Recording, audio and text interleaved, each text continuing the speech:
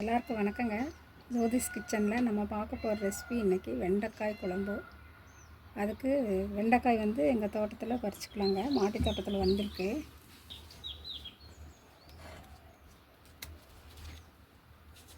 செடியிலிருந்து வெண்டைக்காய் பறிச்சாச்சுங்க. 1/4 கிலோ வரும்.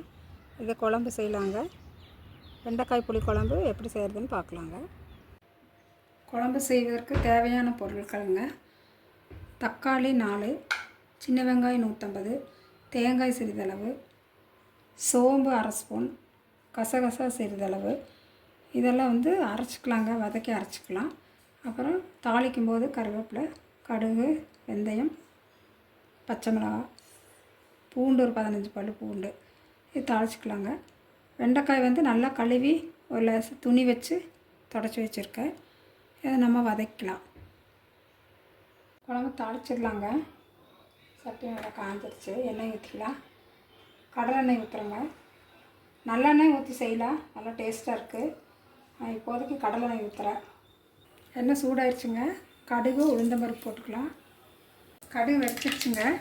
வெந்தயம் போட்டுக்கலாம். கருவேப்பிலை வச்சுக்கலாம்.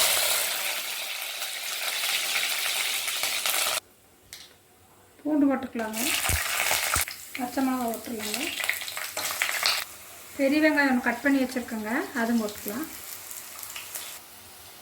தக்காளி வெங்காயம் வதக்கி அரைச்சாச்சுங்க.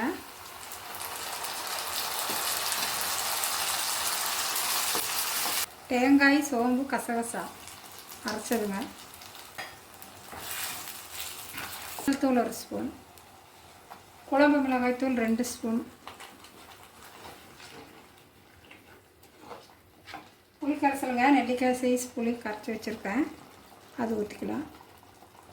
நல்லா எண்ணெய் ஊற்றி வதக்கி வச்சுருக்கேன், அது போட்டுக்கலாம். தேவையான அளவு உப்பு, குழம்புக்கு தேவையான அளவு உப்பு போட்டுக்கலாம். மசாலா அரைச்ச தண்ணியெல்லாம் ஊற்றிக்கலாங்க. குழம்பெல்லாம் கலக்கி மூடி வச்சிடலாங்க. 3 கொதி வந்தோன்னே இறக்கிடலாம். வெண்டைக்காய் புளி குழம்பு ரெடி ஆயிடுச்சுங்க.